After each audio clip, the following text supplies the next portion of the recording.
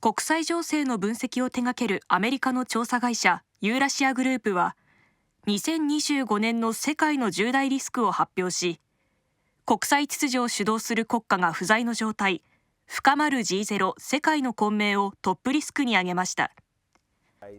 ユーラシアグループの代表で国際政治学者のイアン・ブレマー氏は、経済危機や世界大戦が発生するリスクが高まっていると警告しました。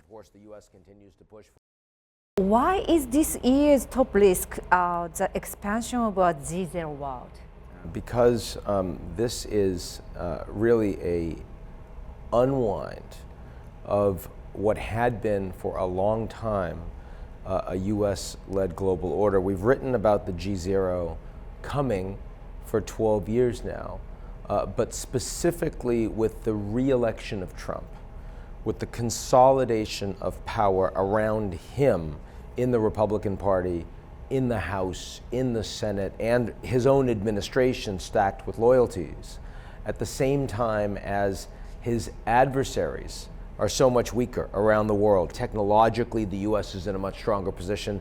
So you have an orientation in the United States to be the apex predator in the law of the jungle, and everyone else is facing a great uncertainty and volatility. It's really the embrace by the world's most powerful country of a Chinese worldview. Transactional, right? One-on-one, don't care what your values are. You can be a democracy, you can be a dictatorship as long as you do what the United States says and wants. And that's true inside the US, as well as it's true outside the US. So this is really the year when the G0 wins as a principal disruptor of the global order, and everyone else is going to react to that. They're not going to build a new order to replace it. They're going to just try to play defense and stay out of the limelight. It's a very challenging time geopolitically, and frankly, it's not a sustainable trajectory. How will Trump's second term be different from first term? Trump is no different a person today than he was back in 2017. He's a 78-year-old man. If you know any 78-year-old men, you know they don't change an awful lot. But the environment is very different. First of all, he won the popular vote.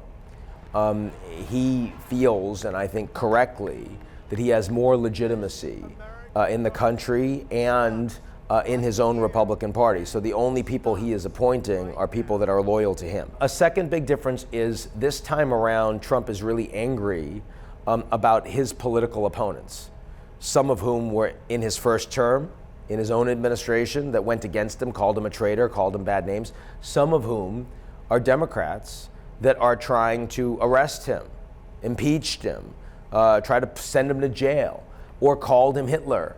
And, you know, he was almost assassinated a few months ago, this close. So he's angry about that, and he believes that his political opponents, including those in the bureaucracy of the US government, what he calls the deep state, need to be hit back. They need to be punished.